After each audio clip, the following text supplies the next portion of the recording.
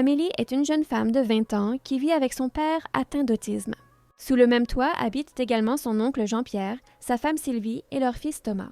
Tous partagent une vieille maison à la toiture délabrée qui laisse passer l'eau les jours de pluie. L'atmosphère y est toujours lourde, imprégnée d'une odeur de moisissure et de non-dits qui pèsent plus que l'humidité. Les murs semblent absorber chaque cri, chaque larme, chaque soupir de désespoir qui résonne dans les pièces étroites. La cour est trop petite pour tant de rêves brisés, et la cuisine peut à peine accueillir 2 personnes à la fois. Les jours de canicule, la toiture métallique transforme la maison en fournaise. Et quand il fait froid, les courants d'air s'infiltrent par les fenêtres mal isolées.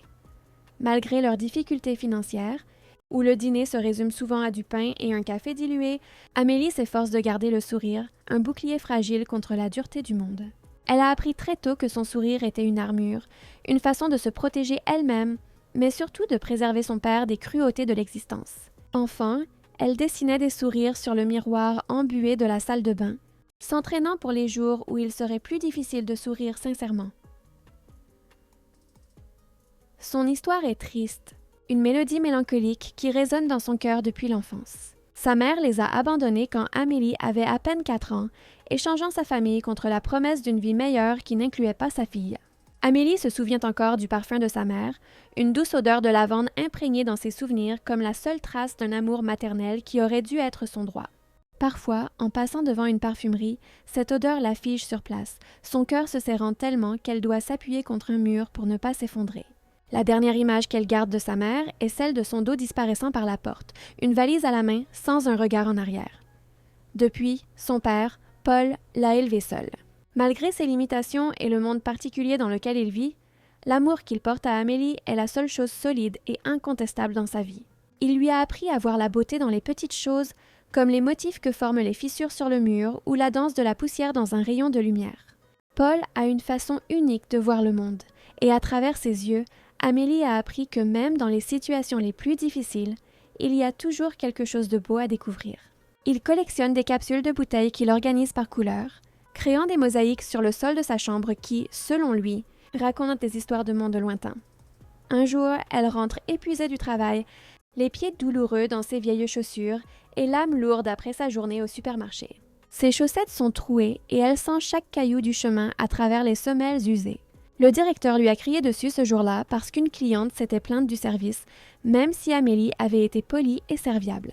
Les heures supplémentaires non payées s'accumulent, mais elle n'ose pas se plaindre, craignant de perdre le seul emploi qu'elle a pu obtenir. Des cris l'accueillent avant même qu'elle n'ouvre la porte. C'est une symphonie familière, une musique amère qui résonne presque tous les soirs dans cette maison. Elle voit son oncle, un homme corpulent au visage constamment rougi par la colère, acculant son père contre le mur du salon. Les veines de son cou saillent tandis qu'il hurle, sa salive volant comme du venin. L'homme prétend que le père d'Amélie est difficile à vivre à cause de son autisme, qu'il est têtu et ne comprend pas les consignes simples. Ses paroles sont des lames qui tranchent l'air, chaque syllabe chargée d'une haine qu'Amélie n'a jamais comprise. Comment peut-on détester autant une personne qui ne comprend même pas le concept de méchanceté? Paul est recroquevillé, les mains couvrant ses oreilles, balançant son corps d'avant en arrière à un rythme frénétique, son unique refuge contre cette agression verbale. Ses yeux sont fermement serrés, comme s'il pouvait faire disparaître le monde en ne le regardant pas. Amélie sent son sang bouillir, une rage ancestrale montant dans sa gorge. « Tonton, tu connais les limites de papa ?» Ses cris ne font que l'effrayer davantage. Sa voix est ferme malgré le tremblement de ses mains. Elle se place entre son oncle et son père, son corps maigre formant une barrière pathétique mais déterminée. Ce jour-là, Amélie est profondément blessée par ces insultes. Chaque mot de son oncle est comme un clou enfoncé dans son cœur. Avec douceur, elle guide son père vers leur chambre, leur petit sanctuaire. La chambre est le seul endroit de la maison où ils peuvent respirer sans crainte, où les murs semblent les protéger du monde extérieur. Paul a décoré chaque centimètre avec ses dessins, des portraits d'Amélie à différents âges, tous réalisés avec des crayons de couleur qu'elle économise pendant des mois pour acheter.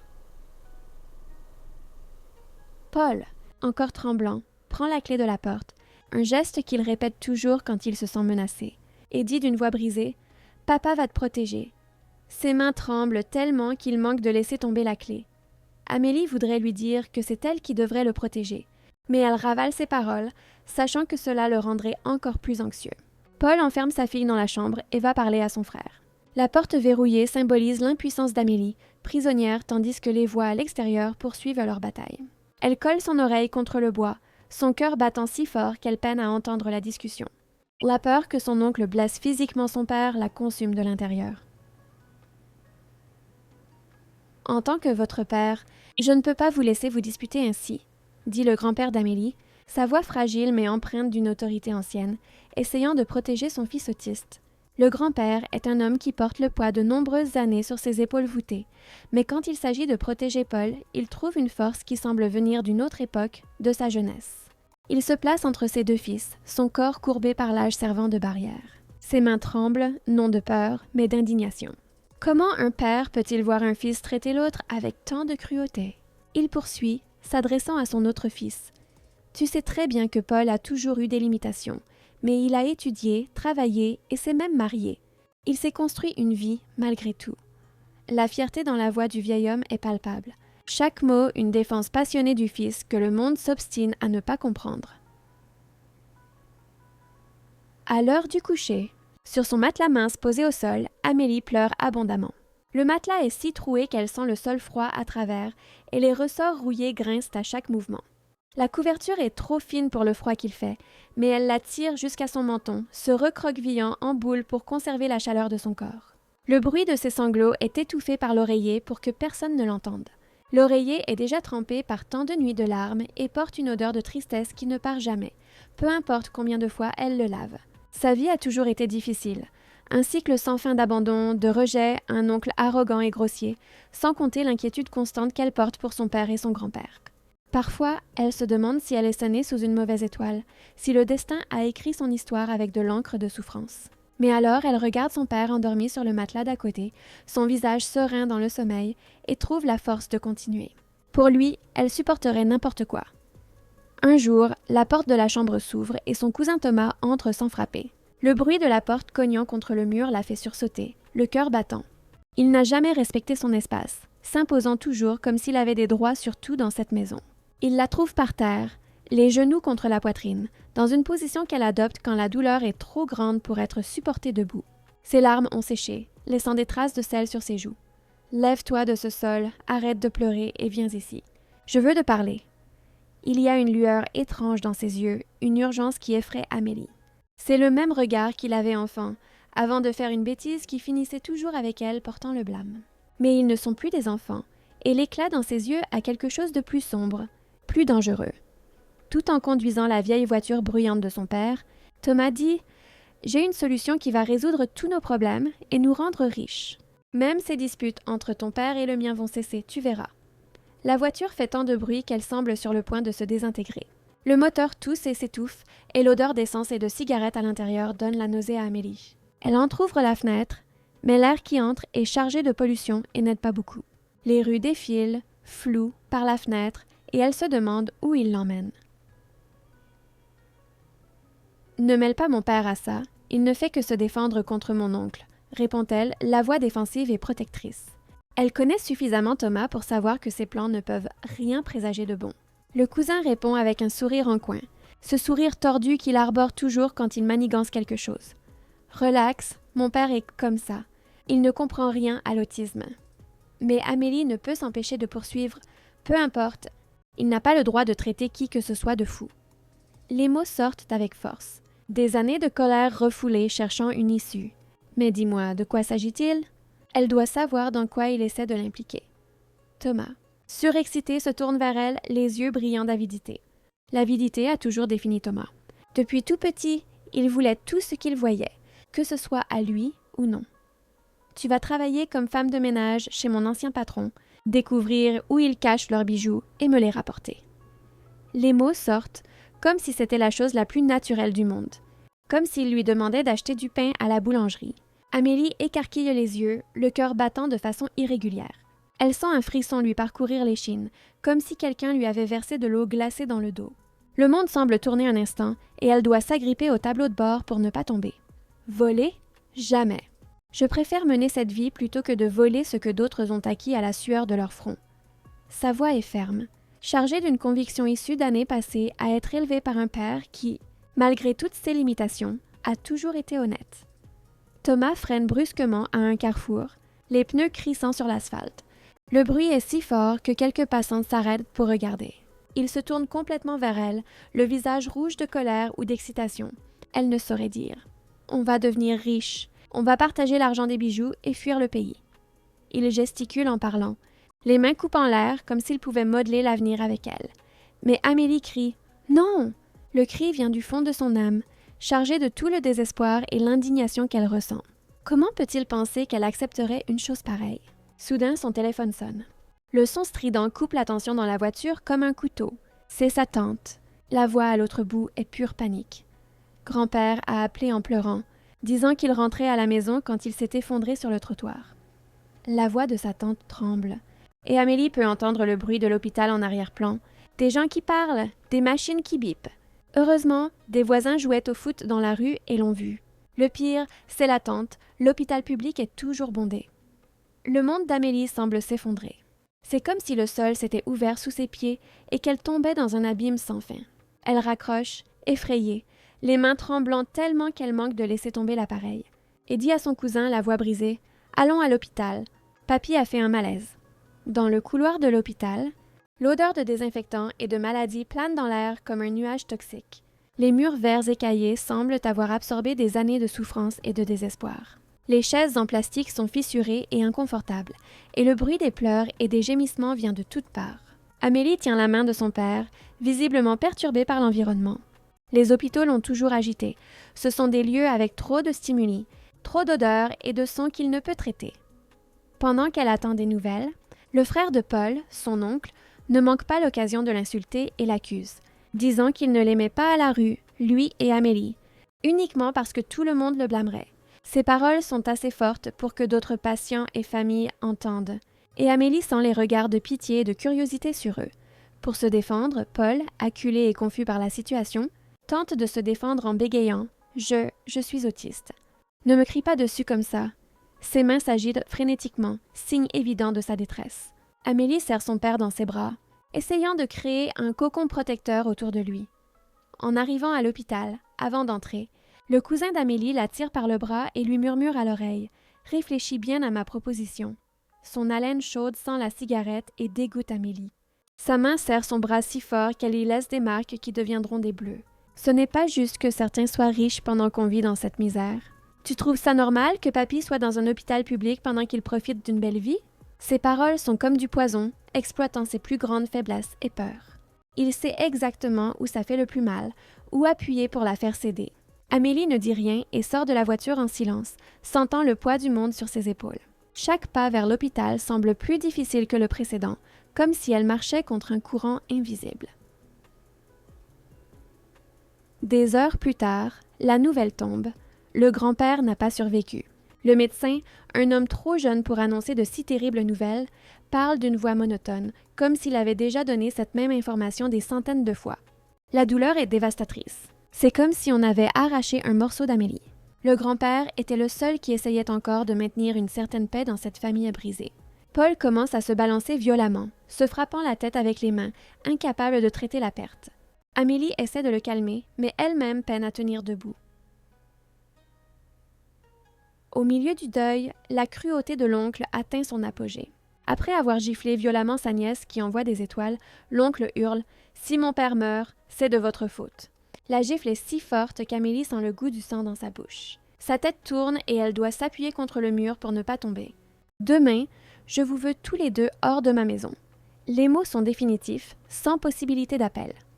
Amélie fait de son mieux pour calmer son père. Elle s'approche sans montrer que son visage lui fait mal, la joue brûlante marquée par les doigts de son oncle. Elle peut sentir la chaleur irradiée de la peau meurtrie et sait qu'un bleu va se former. Le père, toujours aimant avec elle, remarque la rougeur et dit « Rentrons à la maison.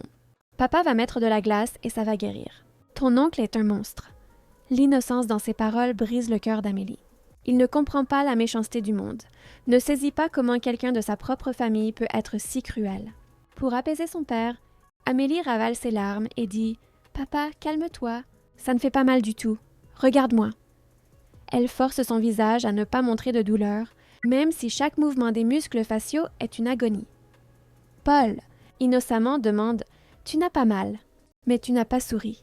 Et quand tu es triste, tu ne souris pas. » Il connaît sa fille mieux que quiconque, peut lire ses émotions même quand elle essaie de les cacher. Amélie force un sourire, sentant les muscles de son visage se tendre. La peau meurtrie proteste, mais elle maintient le sourire. « Je vais bien. Je t'ai-toi et c'est pour ça que je suis heureuse, mon amour. Tu te souviens de notre promesse? Tu prends soin de moi et je prends soin de toi. » La promesse est le fondement de leur vie, la seule certitude qu'ils ont. Ils ont fait cette promesse quand elle était petite, après le départ de sa mère, et depuis, c'est ce qui les maintient unis. Cette nuit-là, sans avoir nulle part où aller, acculée et désespérée, Amélie cède. L'obscurité de la nuit semble avoir pénétré son âme, et elle a l'impression de trahir tout ce en quoi elle croit. Sans accepter la proposition de son cousin, elle dit « C'est mal, c'est un crime ». Les mots sortent faibles, sans conviction, parce qu'elle sait qu'elle n'a pas le choix. Mais son cousin rétorque « Le crime, c'est que notre grand-père finisse dans un hôpital public. C'est que ton père n'ait pas un traitement adéquat. » Il gesticule en parlant, son ombre dansant sur le mur comme un démon. « Depuis gamin, je vis dans la misère, et toi aussi. Oublie cette vie de caissière de supermarché. Demain, tu vas travailler pour la famille Dubois. Je me suis déjà occupée de tout. Sois juste là-bas à 8 heures du matin. » Ces paroles sont définitives, ne laissant aucune place à la discussion. Amélie demande « Thomas, as-tu des liens avec le crime? » « Ne m'implique pas là-dedans. » Sa voix tremble, la peur évidente dans chaque syllabe. La réponse vient avec violence. Il la pousse contre la paroi de la voiture, son corps bloquant le sien. Elle peut sentir l'odeur de sueur et de rage émanant de lui. Après avoir fait tomber Amélie, il lui dit à l'oreille « Voilà le deal, si tu ne fais pas ce que je te dis, je tue le vieux », faisant référence au père d'Amélie. Les mots sont comme de la glace, gelant le sang dans ses veines. Et froidement, Thomas dit « Si tu veux que ton père reste en vie, fais ce que je te dis. À partir de maintenant, c'est moi qui commande. Tu ne peux pas résister maintenant. » Il s'écarte, laissant Amélie étendue sur le sol, tremblant non de froid, mais de peur pure. Le lendemain, la peur rongeant son âme, Amélie arrive à la villa des Dubois. C'est une construction imposante, avec des jardins parfaitement entretenus et une fontaine au centre qui crache de l'eau cristalline. Tout ici crie richesse et pouvoir, un contraste brutal avec la réalité d'où elle vient. Elle est bien accueillie par ses nouveaux employeurs qui lui souhaitent la bienvenue avec des sourires polis. Madame Dubois est une femme élégante, aux cheveux parfaitement coiffés et aux vêtements qui coûtent probablement plus qu'Amélie ne gagne en un an. Monsieur Dubois a un air distingué, comme ces hommes habitués à avoir le monde à leurs pieds. Pendant ce temps, de l'autre côté de la rue, Thomas observe tout de loin, voyant la nervosité gravée sur le visage de sa cousine. Il fume cigarette sur cigarette, l'anxiété évidente dans chaque geste. « Quelle idiote! Regarde sa tête effrayée !» marmonne-t-il pour lui-même, jetant son mégot par terre et l'écrasant avec force. Après lui avoir montré la maison et son lieu de repos, une petite chambre à l'arrière, mais qui pour elle ressemble à un palais comparé à ce qu'elle connaît, sa patronne la laisse avec une autre domestique qui lui donnera le reste des instructions. La chambre a un vrai lit avec un matelas et tout, quelque chose qu'Amélie n'a plus depuis des années. La femme, plus âgée et au regard fatigué, dit « Tu peux commencer tout de suite. Si tu as besoin de quoi que ce soit, appelle-moi. » Il y a de la bonté dans ses yeux, et Amélie se demande si elle peut faire confiance à quelqu'un ici. L'esprit d'Amélie est en ébullition, ses yeux essayant d'absorber chaque détail de cette maison qui ressemble à un palais, un monde si éloigné du sien. Les tableaux au mur valent probablement plus que ce que sa famille gagnerait en plusieurs vies. Que serais-je devenue si je ne t'avais pas rencontré et si tu ne m'avais pas vue? Je me le demande ainsi. Cette pensée surgit de nulle part, comme une musique qui joue dans l'esprit sans y être invitée. En entrant dans le salon pour épousseter les meubles, elle se retrouve face à un homme grand et beau qui la fixe. C'est Antoine, le fils des patrons. Il a des yeux marrons profonds qui semblent le voir à travers elle, des cheveux foncés parfaitement coiffés et un sourire qui illumine quelque chose en Amélie qu'elle croyait mort. Pendant un moment, le monde s'arrête. Amélie se tend, sentant son visage rougir. La chaleur monte dans son cou et se répand sur ses joues comme du feu. Elle quitte précipitamment la pièce, manquant de renverser un vase coûteux au passage. Son cœur bat si fort qu'elle est certaine que tous dans la maison peuvent l'entendre. En sortant, elle tombe sur une femme élégante, c'est la tante d'Antoine. La femme a un air aristocratique, de ces personnes nées avec une cuillère en argent dans la bouche et qui n'ont jamais connu la difficulté. La femme demande « Que s'est-il passé? On dirait que tu as pris peur. » Il y a de la curiosité dans sa voix, mais aussi quelque chose d'autre, comme si elle évaluait Amélie. Amélie, encore nerveuse, dit « Non, madame, ce n'est rien. Sa voix sort plus aiguë que prévu. « Alors, retourne à l'intérieur et continue ton travail », répond la femme, d'une voix qui n'admet pas de réplique. Dans un coin tranquille, près de la buanderie, où l'odeur de lessive et d'adoucissant crée un nuage parfumé, Amélie se souvient de la raison sordide de sa présence ici et commence à pleurer silencieusement. Les larmes tombent, chaudes et lourdes, chacune emportant un morceau de sa dignité. Son téléphone vibre, le son la faisant sursauter. « Alors, des indices sur les bijoux ?» demande son cousin, pressant Amélie. Le message est court, mais son poids est écrasant. « Écoute, tu as réussi à entrer dans la villa des Dubois, maintenant gagne la confiance de toute la famille. » Amélie reste silencieuse et s'éloigne de Thomas. Elle éteint son téléphone, souhaitant pouvoir éteindre aussi cette terrible réalité dans laquelle elle est piégée. Plus tard, le lendemain, en rentrant du travail, Amélie voit son père blessé dans la rue avec une coupure au sourcil. Le sang a séché, formant une croûte sombre. Il est assis sur le trottoir, enlaçant ses genoux, se balançant d'avant en arrière. « Papa, qui t'a fait ça? » Elle s'agenouille à côté de lui, les larmes déjà se formant dans ses yeux. Paul répond d'une voix basse, comme un enfant pris en faute. « Ton oncle m'a poussé, il était en colère. » Les mots sont simples, mais leur poids est dévastateur. Sans issue, Amélie emmène son père à l'intérieur de la maison, dans la chambre, et pense ses blessures, le cœur serré d'angoisse et de colère. Elle nettoie la plaie avec soin, chaque toucher doux une promesse silencieuse qu'elle le protégera mieux à l'avenir. Antoine rentre chez lui alors que la nuit est déjà tombée. La pleine lune illumine le jardin, créant des ombres dansantes sur les murs. Il semble désorienté, la cravate desserrée et les cheveux en désordre. Il a passé la journée en réunion stressante, gérant les problèmes de l'entreprise familiale qui semble ne jamais finir. Il sursaute en voyant qu'Amélie est encore dans la maison. La lumière de la cuisine crée un halo autour d'elle, la faisant paraître presque éthérée. « Salut, je pensais que tu étais déjà rentrée chez toi. » Il y a une préoccupation sincère dans sa voix. Amélie répond, gardant une distance respectueuse. « Je pars maintenant. Je voulais juste vous informer que j'ai tout terminé. » Elle évite de le regarder directement dans les yeux, craignant ce qu'elle pourrait y trouver. « Ma mère vient de sortir avec ma tante. » répond Antoine, s'approchant un peu. Il observe l'expression d'Amélie et demande « Tu sembles triste, tout va bien ?» Il y a une préoccupation authentique dans sa voix qui prend Amélie au dépourvu. Personne à part son père n'avait montré une véritable inquiétude pour elle depuis longtemps. Amélie ne répond rien, se contentant de secouer la tête et se tournant pour partir, laissant l'esprit d'Antoine avec une pointe de curiosité. Son silence est un cri prisonnier en elle, son cœur bat si fort qu'elle craint qu'il puisse l'entendre. Alors qu'Amélie regarde la photo d'un garçon à côté d'un vieil homme dans un cadre en argent, admirant le bonheur capturé à ce moment, elle entend une voix derrière elle dire « Sur cette photo, j'avais 11 ans. C'est mon grand-père. » La voix d'Antoine est douce, avec une touche de nostalgie. Amélie sursaute et en se retournant, voit le fils de ses patrons. Il est plus près qu'elle ne l'attendait et elle peut sentir son parfum coûteux. « Pardon, je ne voulais pas toucher à vos affaires. » Elle baisse les yeux, honteuse d'avoir été surprise en train d'admirer les souvenirs de famille. Antoine commence à rire, un son agréable qui remplit le silence de la pièce. C'est un rire sincère, sans malice, qui réchauffe quelque chose en Amélie. « Détends-toi, tout va bien. »« Mon Dieu, tu es pâle » dit-il, observant qu'Amélie ne semble pas en forme. La préoccupation dans ses yeux est réelle, ce qui la déconcerte encore plus. Mais elle répond, détournant le regard, « C'est probablement parce que je n'ai même pas pris mon café. Je me suis réveillée en retard et je suis venue en courant. » C'est un mensonge. Elle s'est réveillée beaucoup trop tôt, l'anxiété l'empêchant de dormir. Antoine la surprend en disant « Viens prendre un café avec moi. » L'invitation est si inattendue qu'Amélie manque de perdre l'équilibre. Amélie regarde le sol, en signe de respect, et dit « Les domestiques ne peuvent entrer dans la cuisine que pour travailler.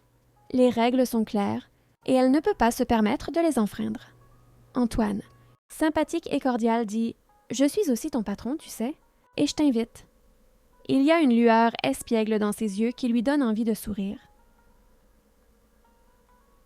Antoine passe dans le couloir quand il entend les deux femmes de ménage discuter. Il s'arrête, curieux. La plus âgée dit « Amélie, ma chérie, peux-tu aller au supermarché pour moi? J'ai besoin de réapprovisionner certains ingrédients pour la recette que je vais préparer pour le cocktail qui aura lieu ici. » Sa voix est maternelle, gentille. Amélie dit « Bien sûr, donne-moi la liste des courses et l'argent. J'y vais tout de suite. » Sa serviabilité est évidente. Antoine fait semblant de rien et, quand Amélie s'apprête à sortir, il apparaît comme par hasard. « Où vas-tu » Il essaie de paraître désinvolte, mais il y a de l'anxiété dans sa voix. « Au supermarché » dit-elle, montrant la liste. Antoine lui propose alors de l'accompagner. « Puisque je dois sortir de toute façon, je t'emmène au supermarché. » C'est un mensonge. Il n'a rien à faire, mais il veut passer plus de temps avec elle. L'esprit d'Amélie s'envole, ses yeux parcourent ce nouveau monde, mais elle ne veut pas tomber amoureuse. Ce serait trop cruel de s'amouracher de quelqu'un si inaccessible. Que serais-je devenue si je ne t'avais pas rencontré? La tante d'Antoine, remarquant la façon dont il la traite, bien différente des autres employés, commence à s'inquiéter. Elle a déjà vu ce regard, elle connaît les signes. Amicalement, elle tente de mettre en garde Amélie. Elle l'appelle dans un coin, son parfum coûteux enveloppant les deux femmes, et dit « Ne reste pas trop près d'Antoine. Éloigne-toi de lui. » Le ton est un avertissement, mais pas une menace. Amélie, tête baissée, répond « Oui, madame. Excusez-moi. » Elle se sent honteuse, comme si elle avait été prise à faire quelque chose de mal. La tante poursuit alors « Écoute, la prochaine fois qu'il t'appelle pour quoi que ce soit, n'y va pas. » Claire est extrêmement jalouse quand il s'agit de son fils. Elle fait une pause significative. Si elle apprend qu'il t'a emmené faire des courses, tu auras des ennuis. C'est un rêve qu'elle n'ose même pas avoir, mais ses sourires sont son fardeau et sa joie. À la maison, la réalité est comme une douche froide. La différence entre la villa des Dubois et sa réalité est comme passer d'un rêve à un cauchemar. Il suffit qu'un peu d'eau tombe sur son frère pour que l'oncle d'Amélie explose de colère. « Regarde ce que tu as fait, espèce d'animal, tu m'as mouillé !» Il hurle comme si Paul avait commis un crime odieux.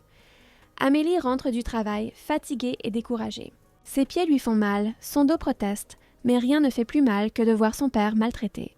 À l'extérieur, la vie semble suivre son cours normal, mais à l'intérieur, seule Amélie connaît la souffrance que c'est d'arriver dans cet endroit qu'elle peine même à appeler « maison ».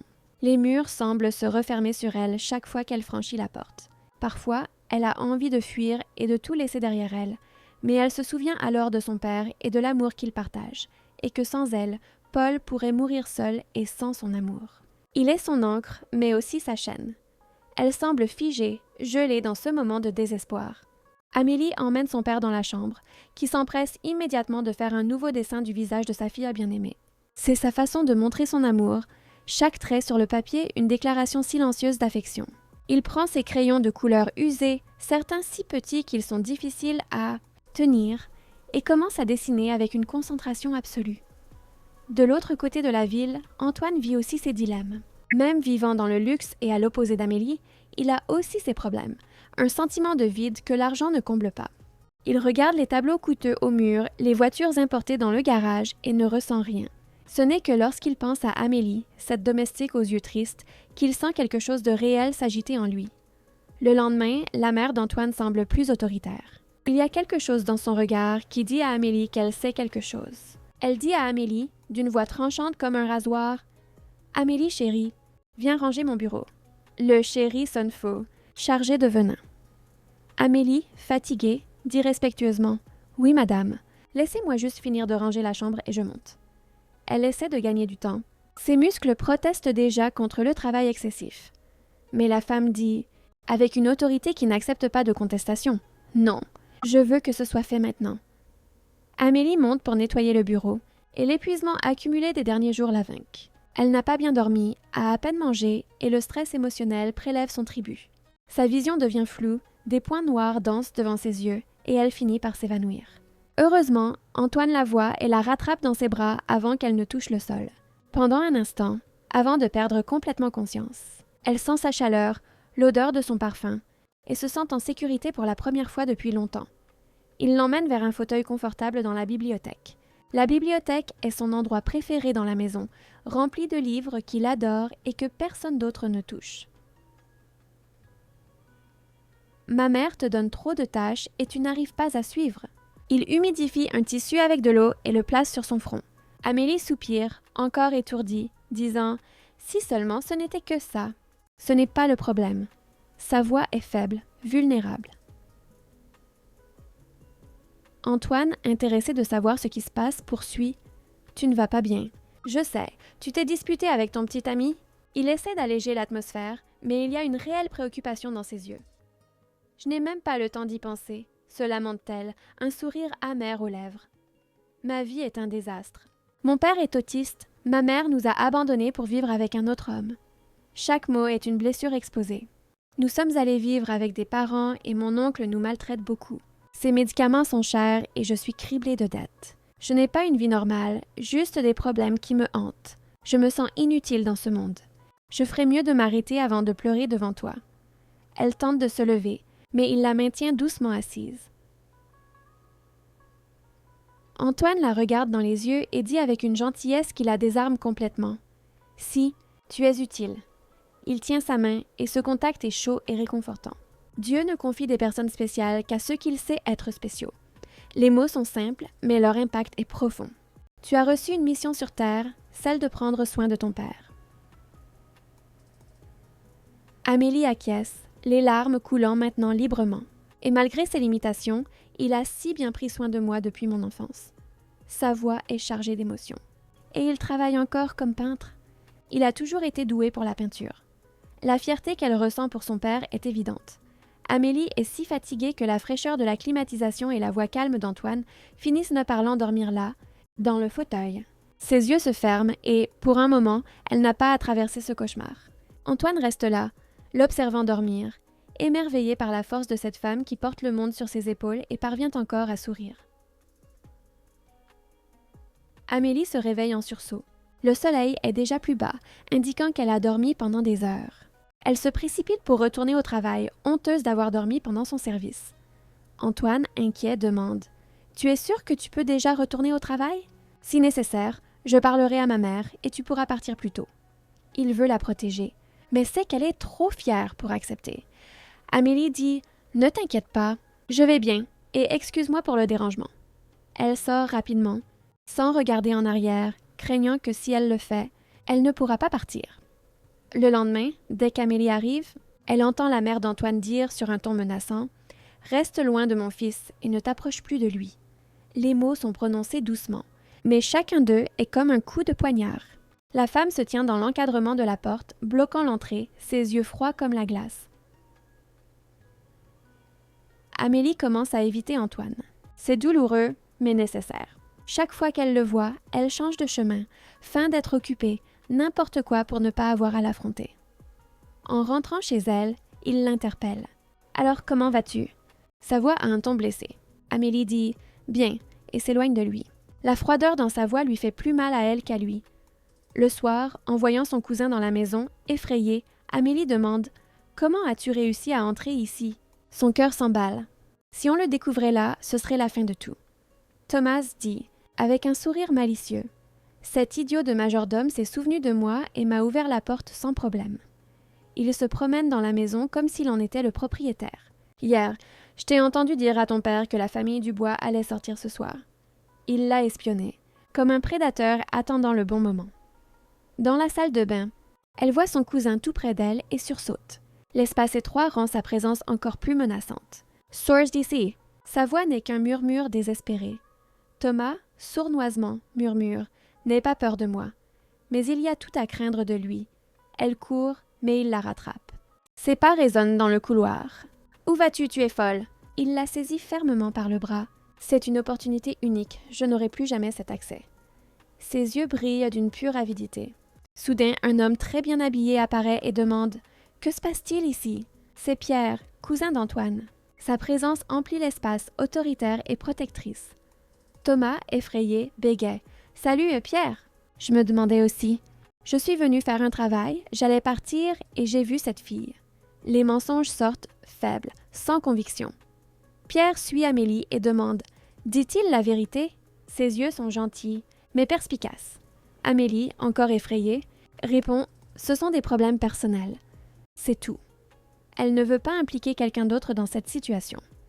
Très poliment, l'homme demande « Veux-tu que je te raccompagne chez toi ?» Amélie envoie un message à son cousin. « Ne rentre pas à la maison maintenant, j'y vais en voiture, sinon il te verra. » Ses mains tremblent tandis qu'elle tape. Elle est si tendue que son téléphone tombe au sol. L'écran se fissure sous l'impact. Pierre est le cousin d'Antoine. C'est un homme bon et honnête qui traverse une période difficile après sa séparation avec sa fiancée. Il a cet air de tristesse qu'Amélie reconnaît bien, celui de quelqu'un qui a eu le cœur brisé. Curieux, à leur arrivée, l'oncle d'Amélie demande « Qui est cet homme qui a ramené Amélie en voiture ?» Il y a de la suspicion dans sa voix. La femme de l'oncle d'Amélie la coince dans un coin et demande « Tu te prostitues maintenant ?» Les mots sont cruels, prononcés avec un plaisir sadique. En pleurant, Amélie répond « Bien sûr que non. C'est le neveu de ma patronne. » Les larmes coulent, chaudes. Chaque accusation une humiliation de plus. Pendant ce temps, Pierre vit ses propres dilemmes avec son ex. La vie des riches a aussi ses complications. Elle a commencé à le harceler et, fatigué de cette mise en scène, Pierre dit « Lucie, je n'ai plus rien à te dire. Tu as trahi ma confiance. » Sa voix est ferme, déterminée. Avec colère, la femme dit « Je sais, il y en a une autre, n'est-ce pas ?» La jalousie suinte de chaque mot. « Bien sûr que non, répond-il. Et si un jour je tombe amoureux, je veux une femme simple. » Il pense à Amélie à ce moment-là, sans savoir pourquoi. Claire, la mère d'Antoine, se retrouve face à la pire scène qu'elle puisse imaginer. Son fils assis sur la terrasse de la maison, buvant un soda avec la domestique et discutant avec elle. La scène est trop intime, trop familière. Le sourire sur le visage de son fils est indéniable. C'est le genre de sourire qu'elle n'a pas vu depuis des années, depuis qu'il était enfant. Sa mère sait qu'il est amoureux. Les signes sont clairs pour qui sait regarder. En voyant Antoine prendre la main d'Amélie, un geste si simple mais si chargé de signification, elle acquiert la certitude qu'il a des sentiments pour elle. Elle tente d'intervenir, implorant Claire de ne pas renvoyer la jeune fille, car elle est dans le besoin. Mais Claire a d'autres plans. Elle ne la renvoie pas, mais la menace cruellement. « Petite, mon fils n'est pas pour toi. » Chaque mot est calculé pour blesser. Si je te prends près de lui ou même en train de regarder Antoine, je te mets à la porte et je te fais souffrir et te couvre de honte. La menace plane dans l'air comme un nuage noir. Antoine, constatant l'éloignement d'Amélie, demande « Pourquoi ne veux-tu plus me parler ?» La douleur dans sa voix est palpable. « Tu veux que je m'éloigne? Alors je vais m'éloigner. » Il est blessé, confus. « Je ne te comprends pas, Amélie. » Elle peut voir la douleur dans ses yeux. Amélie lui crie, les émotions débordant enfin. « S'il te plaît, laisse-moi tranquille. Je ne voulais même pas travailler ici. » Les mots sortent avant qu'elle puisse les retenir. Soudain, Antoine la saisit et dit « Amélie, je suis tombé amoureux de toi. » L'aveu vient comme un éclair. « Je t'aime beaucoup. » Son cœur est exposé, vulnérable. Je voulais juste savoir si ce sentiment est réciproque. Il cherche dans ses yeux une réponse. Que serais-je devenue si je ne t'avais pas rencontré et si tu ne m'avais pas vue? Je me le demande ainsi, le destin. Ces mots résonnent entre eux. Elle dit « non », mais intérieurement, son désir est d'être enveloppée et accueillie dans les bras d'Antoine. Le mensonge lui fait plus mal qu'à lui. Antoine, triste, répond « Je pensais que tu ressentais la même chose. » La déception dans sa voix brise le cœur d'Amélie. Nous échangions des regards. Je crois que je me suis trompée. Il relâche lentement les mains d'Amélie et tous deux s'éloignent. Un gouffre s'ouvrant entre eux. La mère d'Antoine, juste pour provoquer Amélie, la voit et dit « Nous allons bientôt recevoir l'ami d'enfance d'Antoine. » Il y a de la malice dans chaque mot. Elle est très spéciale pour nous. Son sourire est venimeux. Elle arrive et ensuite nous irons ensemble à notre maison de campagne. Je veux que tu ranges toute la maison et tu n'as qu'un jour. C'est une tâche impossible et elles le savent toutes les deux. Claire a méchamment prévu de laisser toute la maison aux soins d'Amélie, juste pour épuiser la jeune fille. C'est de la torture déguisée en travail. Et pour aggraver les choses, les autres domestiques ont reçu des congés pour se reposer. Amélie est seule. Soudain, pendant la conversation, Antoine et son père s'approchent. Ils sont sur le départ, élégamment vêtus. Claire se tourne alors vers son mari en disant « Bonjour, chérie. » Je donnais des instructions à cette domestique. Son ton change complètement, doux comme le miel. Le père d'Antoine dit sèchement à sa femme « Cette domestique a un nom et c'est Amélie. » Il y a de la désapprobation dans sa voix. L'homme se tourne vers Amélie et lui dit « Amélie, j'ai appris que tu as un père avec des besoins particuliers. Pour cette raison, je vais doubler ton salaire. » La surprise est telle qu'Amélie manque de tomber. « Remercie Antoine, car c'est lui qui m'a parlé de toi. » Le regard que Claire lance à son fils aurait pu geler l'enfer. Thomas appelle Amélie pour savoir comment vont les choses. Sa voix est anxieuse, impatiente. Occupée, elle donne involontairement à son cousin une information précieuse. Je ne peux pas parler maintenant. La famille va voyager et sera absente pendant des semaines, et je vais devoir m'occuper de toute la maison seule. Elle parle rapidement, sans penser aux conséquences. Je dois raccrocher et retourner à mes tâches. Quand il entend que la famille va faire un voyage, Thomas dit « Parfait ». Elle peut entendre le sourire maléfique dans sa voix. Ils te font vraiment confiance maintenant. Merci, cousine. Nous allons prendre les bijoux ce jour-là. Thomas raccroche et Amélie transpire de peur. L'erreur qu'elle a commise pèse sur elle comme une pierre tombale. Et maintenant, comment vais-je empêcher Thomas de commettre une telle folie? L'ami d'enfance d'Antoine arrive à la maison, mais Antoine semble désintéressé par ses avances. La jeune fille est belle, riche, tout ce qu'une mère voudrait pour son fils, mais Antoine n'a d'yeux que pour Amélie. Voyant l'intérêt de sa cousine pour son travail, Amélie dit « Le travail là-bas est très exigeant ». Elle essaie de la dissuader, mais la mère de la jeune fille dit « Non, tu as ta maison, ton travail et tes études ». La femme est protectrice. Mais la cousine répond « Elle va gagner plus que moi. Arrête de la critiquer, maman. Amélie le mérite, elle a tant souffert. » Il y a une compassion authentique dans ses paroles. Amélie a une cousine, Marie, qui est venue passer ses vacances chez ses parents. Cette cousine est indépendante, vit seule, travaille et étudie, en plus d'être très sympathique et gentille. Elle est tout ce qu'Amélie voudrait être, libre, indépendante, maîtresse de son propre destin. Un ange sur mon chemin pour que je ne souffre pas. Un ange gardien qui me tend la main, m'apporte la paix au cœur. Emmène-moi ailleurs où je pourrai me reposer. Marie est la seule lumière dans cette famille obscure. Amélie arrive et la famille prépare ses bagages. L'activité est de frénétique, les domestiques se courant d'un côté à l'autre. Le voyage aura lieu l'après-midi du lendemain. Le cousin d'Antoine, Pierre, manque de renverser la cousine d'Amélie, Marie. Le destin a des façons curieuses de réunir les gens. Inquiet, il sort de la voiture et demande « Tu t'es fait mal ?» Sa préoccupation est sincère. Elle dit « Un peu », massant son bras. Pierre, inquiet, touche respectueusement le bras de la jeune fille, disant « Laisse-moi voir ton bras, s'il te plaît. » Son toucher est doux. « J'étais distrait, pardonne-moi. Je me suis engagée dans une rue que je ne connais pas et je me suis perdue. » La jeune femme dit alors avec un sourire « C'est pour ça qu'il existe des applications de navigation sur les téléphones. Tu aurais pu les utiliser. » Pierre lui répond en riant « Exactement. J'ai voulu me fier à moi-même et j'ai fini par me perdre. » Il se passe quelque chose entre eux. « Est-ce avec toi que je vais vivre? Est-ce que nos rêves vont s'aligner? » Thomas menace une fois de plus Amélie, utilisant son père et disant qu'il éliminerait le vieil homme. Les menaces deviennent plus violentes, plus directes. Sans issue, elle quitte la maison, le cœur lourd comme du plomb, retrouve son cousin au coin de la rue et dit « À 16 heures, tout le monde sortira. » Les employés ont déjà été congédiés. Chaque mot est une trahison envers elle-même. Fier, Thomas dit « Ma fille, nous allons devenir riches. Maintenant va et laisse-moi faire le reste. Va juste et attends-moi. » Il a déjà tout planifié. Voyant que tout le monde est parti, Thomas dit « Enfin, il est temps de passer à l'action. » Amélie va tenter une dernière fois d'empêcher son cousin de commettre une telle folie. C'est sa dernière chance de faire ce qui est juste. C'est alors qu'elle a un choc, se retrouvant face à la tante d'Antoine, Élodie, qui est encore dans la maison. « Tu n'es pas partie à la campagne? » La panique s'empare d'elle. La tante répond, calmement. « Je devais partir plus tard, mais il a commencé à pleuvoir. Alors j'ai reporté à demain. » Essayant de sauver la femme, Amélie dit précipitamment « Je n'ai pas le temps d'expliquer, viens juste avec moi. Vite !» Le désespoir est évident dans sa voix.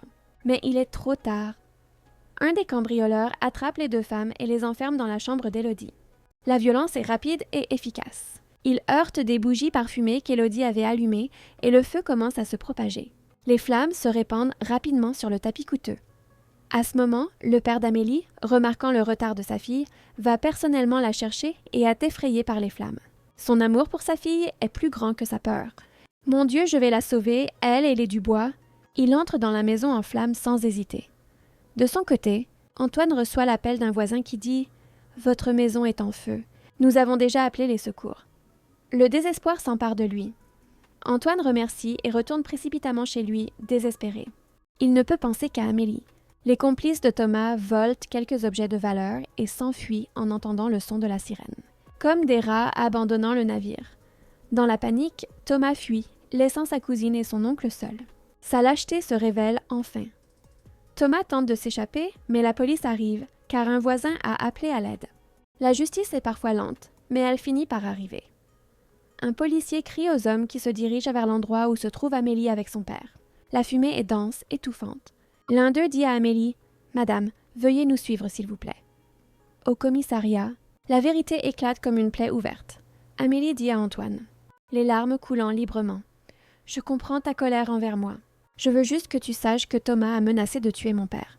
J'ai été obligée de travailler pour toi. Chaque mot est douloureux à prononcer.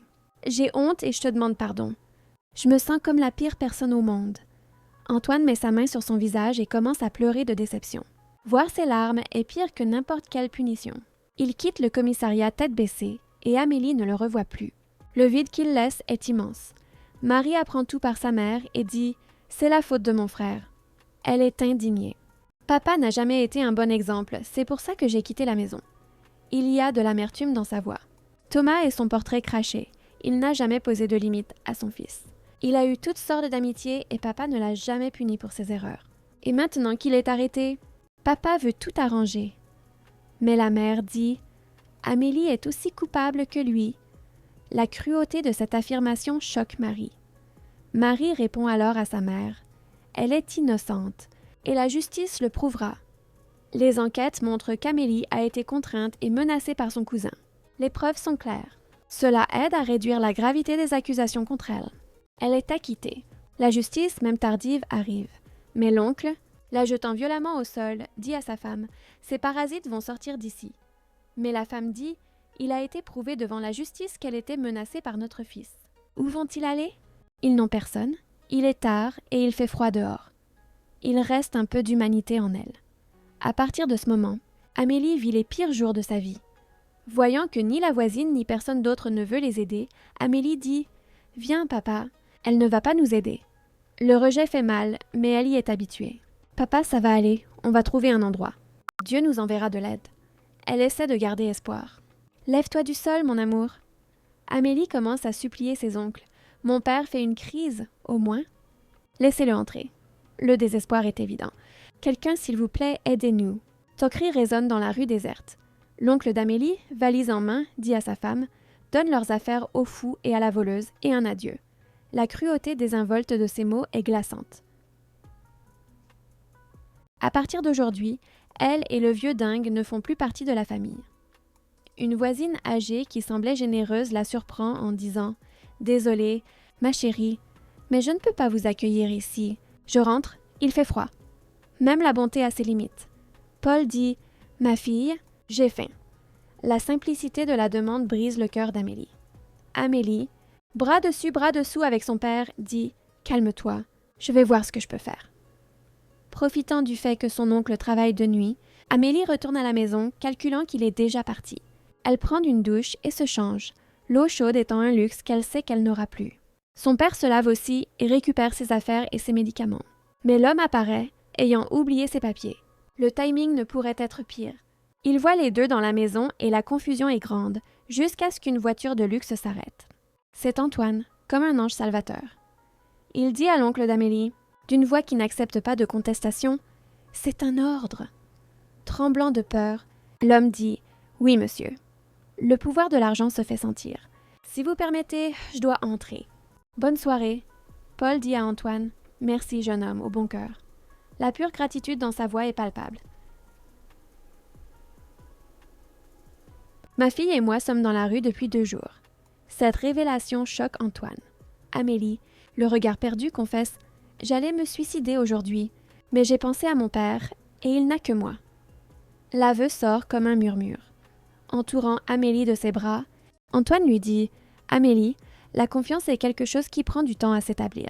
J'ai été blessé par toi, mais d'un autre côté, je ne supporte pas de vous voir souffrir. Je vais te sortir de la rue aujourd'hui même et te donner une somme d'argent. Dis-moi combien coûtent tous les médicaments de ton père. » Plus de 1 000 €. Pourquoi? Demande Amélie, toujours avec un regard perdu, ne comprenant pas tant de bonté. Donne-moi ton compte bancaire. Demain, j'y déposerai une certaine somme. Amélie tombe à genoux, pleurant abondamment. La gratitude est écrasante. Paul s'agenouille avec elle et tous deux pleurent, enlacés, un moment d'émotion pure. Antoine demande à Amélie s'ils ont un endroit où aller, et elle lui parle de sa cousine. Il emmène Amélie et Paul chez Marie et les laisse en sécurité avec elle. La voiture luxueuse contraste avec la simplicité du quartier. Marie les accueille et demande à sa cousine « Pourquoi ne m'as-tu rien dit? Je t'aurais accueilli immédiatement. » Il y a de la peine dans sa voix. Amélie dit « Je savais que tu vis en colocation et je ne voulais pas vous déranger. » La fierté a toujours été son défaut et sa vertu. Cependant, Marie répond « Les gens qui vivent ici sont partis en voyage pour passer Noël et le Nouvel An avec leur famille. Je suis seule dans la maison. Et ta mère? » Amélie, avec chagrin, dit « Elle vit avec l'homme avec qui elle s'est enfuie quand elle a quitté mon père et moi. Elle a 2 enfants et a dit qu'elle me donnerait un toit, mais seulement pour moi, et que mon père ne pourrait pas venir avec moi. » Le rejet de sa mère fait encore mal.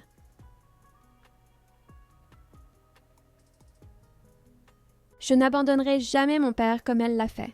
Cette promesse est sacrée. Le lendemain matin, Amélie voit son compte bancaire et il y a une bonne somme d'argent, beaucoup plus qu'elle n'aurait imaginé. Antoine a fait cela dans l'intention d'aider elle et son père, Paul. En larmes, Amélie dit à sa cousine « Mon Dieu, après tout ce qui s'est passé, il a encore fait ça pour moi. Cet homme est un ange, c'est évident. Quelle bonté! » Marie serre sa cousine dans ses bras et dit « Tu mérites d'être heureuse, toi et oncle Paul. » En traversant la rue, Amélie aperçoit Antoine. L'émotion de le voir est si forte qu'elle manque de se faire renverser, mais il la tire vers lui, la sauvant une fois de plus. Antoine demande à Amélie « Alors, comment allez-vous » Il y a de l'anxiété dans sa voix.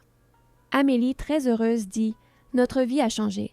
J'ai investi une partie de l'argent que tu m'as donné, j'ai commencé à vendre des vêtements bon marché et l'affaire a prospéré. » La fierté dans sa voix est évidente.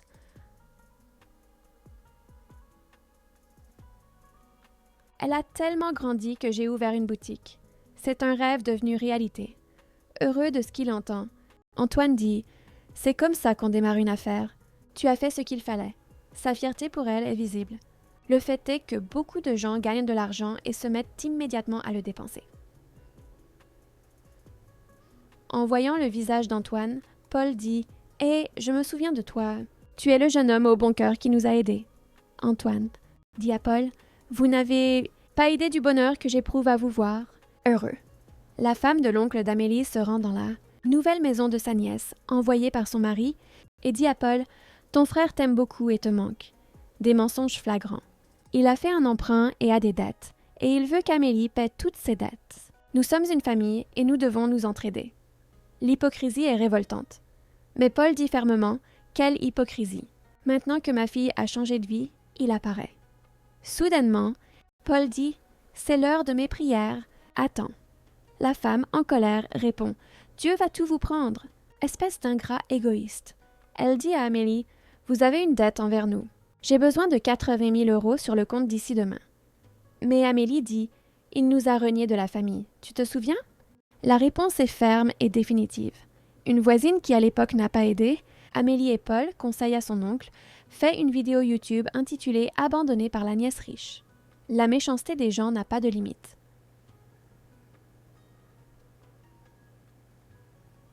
Dites toutes les saletés sur cette fille. Elle a été ingrate après tout ce que j'ai fait. Je suis endettée et au bord de la faillite. Je veux mes 80 000 €.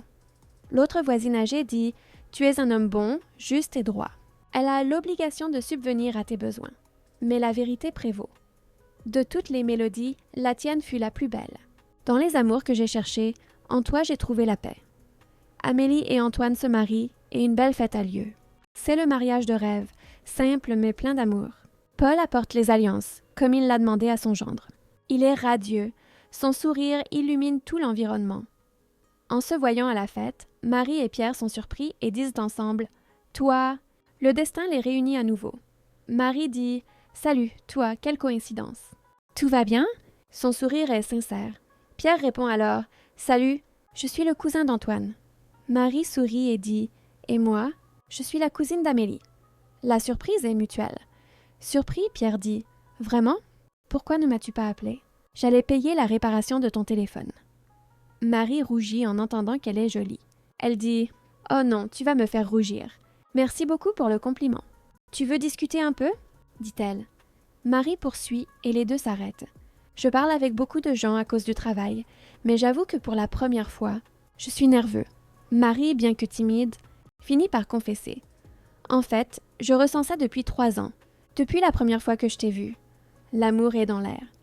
Et quant à Amélie et Antoine, eh bien, ils sont maintenant mariés et très heureux. Après tant de tempêtes, enfin l'accalmie.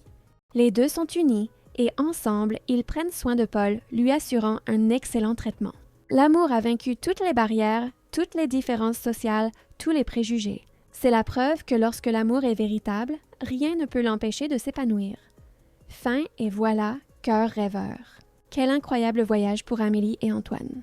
Leur histoire prouve que la vraie noblesse vient de l'âme, pas du berceau.